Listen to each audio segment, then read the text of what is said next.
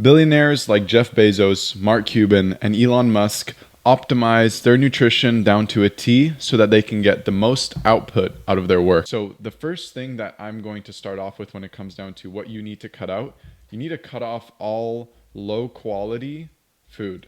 So this could be processed ingredients, chips, starches, corn oils, anything that you wouldn't necessarily find 200 years ago.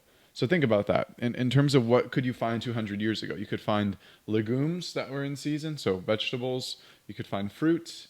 You would find chicken. You would find cattle. And then you would find spices, herbs, etc. And besides, and also a clean water source. So we would boil our water that comes from our mountains. And that's it. That's essentially all we would have. What else? There's some grains, there's rice as well, but everything else is garbage. And the reason why it's garbage is because we're getting the end product. Think of this pen, for example. The end product of the pen is me being able to click it and use it. It's not necessarily what went into creating the exact mold for this pen. So, how many times was this metal iodized, or how many times was it cleaned? With what was it cleaned? And how many microplastics am I putting into my body the more I use this pen? All really, really, really kind of surface level questions, but it's the exact same thing with food. And if you're not able to trace the quality origin of your food, you're not going to feel good, right? If you're simply moving towards the aspect of, oh, what's the easiest thing for me to put in my body, you're just going to have low quality ingredients all over the place. So to be a little bit more specific, we're going to talk about grain-fed meats is a main one. All vegetable oils, so grapeseed, canola, vegetable oil, any type of oil that pertains to being created in an environment that isn't natural. Even sunflower oil, for example, is another one. Okay, we're going to have plastic water. So any sort of water that is not filtered, that's just in a plastic bottle. And the reason why these things are so important is because the density of nutrients that exist in high quality meat products is enough to suffice us for extended periods of time, so that we don't need a snack, or we don't need to eat a lot of food. And anything that is packaged or available in mass abundance at a store is designed that way to meet the criteria. So what do you need to cut out? In summary, you need to cut out things that didn't exist 200 years ago. And you have to trace the origin of the food you're consuming. If you're religious about these two things, you will immediately start to feel better within the span of, I'd say, 5 to 10 days. You'll immediately notice a difference. And don't take my word for it. Go out and try this diet. So don't do veganism, don't do keto diets. And the reason why those diets don't work is because they don't follow this principle. The principle of how did humans get to 2025 with this body, this muscle mass, this composition? We were eating foods that existed well over 200 years ago, and that's what we were eating for thousands of years. And that's what we're accustomed to eating. So if the quality of those ingredients is good, we're not going to deviate. We're going to eat what we're supposed to be eating. Now, what nutrients do you need for optimal focus? We have a geneticist over in Miami, deals with hundreds of patients a year. And he says the two biggest things for focus or longevity are not spiking insulin, okay? And we'll deep dive that in a second here, and fasting. Now, you may be wondering, not spiking insulin, what does that even mean? Well, the more you spike insulin, the more this has been related to, I spelled that wrong. Let me fix that. There you go. The more you spike insulin, the more that relates to certain types of crashes, but also it's seen that spiking insulin is one of the biggest hexes against healthy living and healthy aging, because sugar and the way that sugar attacks the system and breaks food down is not meant to be a constant chain or cycle. We usually see the benefits of consuming sugar or glucose when we're competing, or when we're doing some sort of cardiovascular endeavor or sport, or we're moving to some degree or to some quality. And the less we do that as we're sitting, as we're sedentary, as we are right now, the better it is for our overall system. So the number one thing that you need to think about when you're doing optimal focus, or if your goal is optimal focus or productivity, is to not spike your blood sugar levels. The second thing is fasting. Now, when somebody says fasting, usually the thing that comes to mind is, okay, not eating for 7 days, or not eating the 24 days, or doing a water fast or a watermelon fast. It's not true at all. You want to cut off eating at 7 p.m. until 12 p.m. the next day, unless if you're training for some sort of high performance event. I would say a half marathon and up in terms of difficulty. Then I would advise consuming sugar and having the proper fuel sources to maintain the trajectory to stack your training on top of going towards that physical event. Otherwise, fasting is a great alternative. So we can just say 7 p.m. to 12 p.m. the next day. This is a standard. And then you can do a 3-day fast around Christmas time or Thanksgiving time. Sets you up perfectly for that, as you're not going to have to work.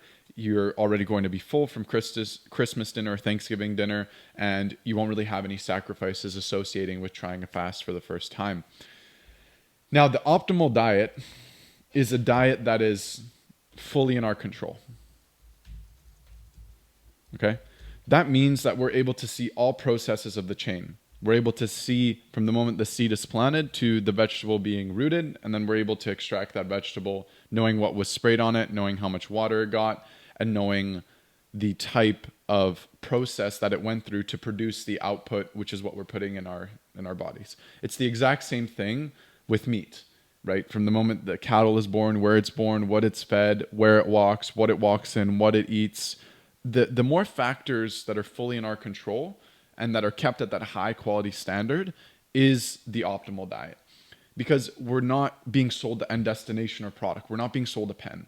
We're the ones building the pen, because Elon Musk, Jeff Bezos, and all these guys are hyper religious with what they're putting inside our bodies, because the more negligent we are about the processes and chemicals and problems that are associated with getting the end product, a usable pen, for example, the more ignorant we are and the more damage is being caused on the background that we can't see. Because realistically speaking, if I eat a shitty piece of meat, science isn't going to tell me how many microplastics I just consumed there, or how many bad cells I consumed, or a lot of different things, which is easy for these companies to elude and to sell us cheaper products at scale. That's what's happening right now. So the optimal diet is a diet that is fully in your control, and that is a whole foods diet with high protein.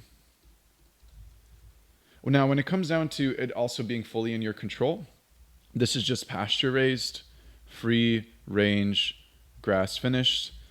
Now, these are labels that you can find on very specific meat products. However, the best way to get ingredients that are sourced like this is just go to a farm in your area, find a local farmer, build a relationship with him, ask him to see the farm, see where the produce is being raised, and then you're going to be able to see the entire process. So if you solely focus on these two things, you will find your nutrition go through the roof. Throw away everything else that exists in your pantry or in your fridge, or just don't consume it. Now, the last thing I'd say is get a high quality water filtration system. Buildings have a ton of pipes that go through them that really didn't exist back when, like I said, 200 years ago, we were just drinking spring water that we boiled, and that's what we want to get to. And spring water, when it was boiled at one point, contained still a lot of healthy minerals, because it would just bleed through the rocks on the riverbeds, etc. And that doesn't exist today. And you want a high quality water filtration system that also remineralizes the water as well.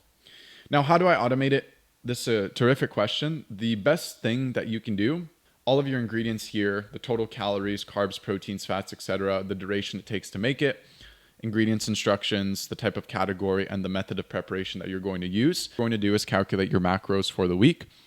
Boom, there's all the macros that you have for the week calculated at the end. Then you're going to do your shopping list. It's super easy because it's in a spreadsheet format as well. So you have your total quantity of metric and imperial goods.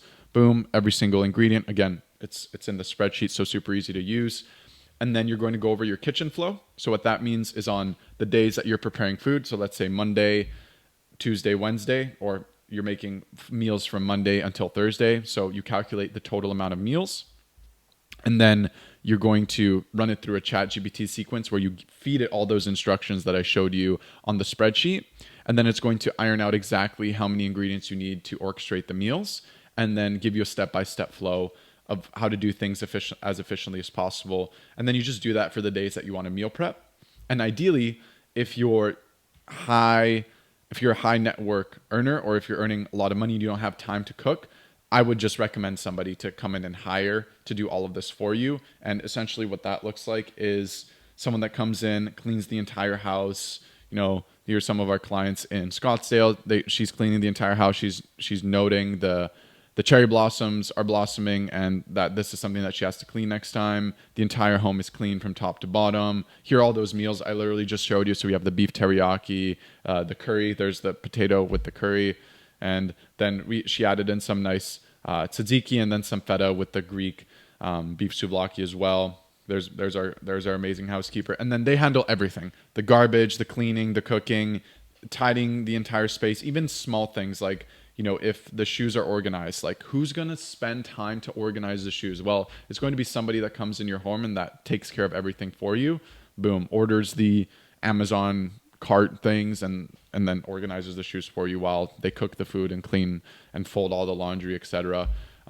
It's a huge lever if you're looking to automate this side of things that, you know, are wasting your time in regards to all the small maintenance and preparation. It's around 60 hours a month. So huge lever for only around a couple grand a month, all handled for you. So if you are interested in getting the system set up for yourself, and if you see the value in it, on top of doing the testing and having this cookbook, that's great. But realistically speaking, it's about what's going to work for you, and where you are with your blood work and your body weight, and all these things are going to factor in heavily into seeing success with finding and orchestrating a diet that works for you.